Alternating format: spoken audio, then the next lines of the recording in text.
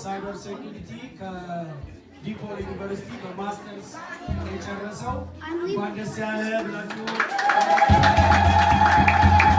ታችን ትግስት ደግሞ ከሊዮላ ዩኒቨርሲቲ በኮምፒውተር ሳይንስ ኤአይ ላይ በጣም እየበዙ ነው አይደል እዚህ ቤተክርስቲያን እና በጣም አሁን ኤአይን የምንቆጣጠረው ይመስለኛል ወደ ቤተክርስቲያን በማምጣት እንኳን ደስ ያለሽ ብሏል። ረጅም ጊዜ የፈጀነው ማስተርስ እንደምታውቁት ቀላል ነገር አይደለም።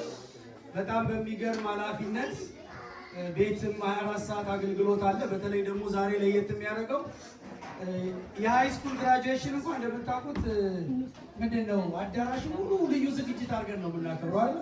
ይገባል የሚያስፈልግ። ይሄ ግን ከልጅ ከመጣ በኋላ ቤተሰብ ተይዞ ስለሆነ እንቅልፍ ይተዋል፣ ብዙ ነገር ነው የሚተውና ሁለቱም በትልቅ ልፋት ውስጥ ነው። ልጆቻቸው ሌላ ቤተሰብ የለም፣ ያሳድጉት ራሳቸው ናቸው።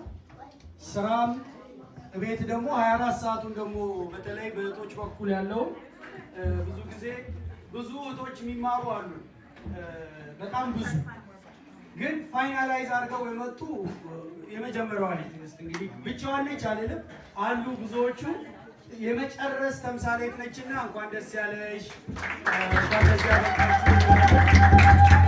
ይሄ ፍጻሜው አምሮ እንደዚህ ልጆቹ ሲያዩ ሌሎቻችንም ስናይ ከዚህ በፊት የነበሩ ወንድሞቻችን እንዳደረጉት ሁላችንም ተስፋ ነው ይዘን የምንሄደውና እችላለሁ ልጅ ተይዞ ስራ እየተሰራ ልጅ አክቲቪቲ እየተላከ በማይቻልበት ውስጥ ሁሉ ተችሎ ነው እዚህ የደረሱትና በእውነት ልዩ ክብር አለን። ዮሴፍ ከቤትም እዛም እየሄደ ነው የሚሰራው።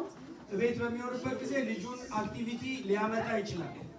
ግን በሌለበት ጊዜ ድራይቭ አድርጋ የምትመጣው እርጉዝም ሆና ብዙ ምክንያት ነበራት ትዕግስት ትምህርቱን ለማቋረጥ። እውነት ለመናገር ራሱ እርግዝና ምክንያት አይደለም አይመችም። ግን ኢቭን የመጨረሻውን ኮርስ በተለይ እዛው እንድትወስድ ተደርጋ በጣም በሚገርም ሁኔታ ነው የጨረሱትና ማሳለፍ ሁሉ እየተቻለ በፍጹም በሚል ነው። ልዩ አርአያነሽ እህቶቻችን ይህን ተከትለው ብዙ የሚማሩ አሉ፣ ወደፊት ይመጣሉ ብለን እናስባለን። መጨረሻችሁን ያሳምርልን። ልጆቹን አሳድጎ ደግሞ በእነሱ እንዲጠቁ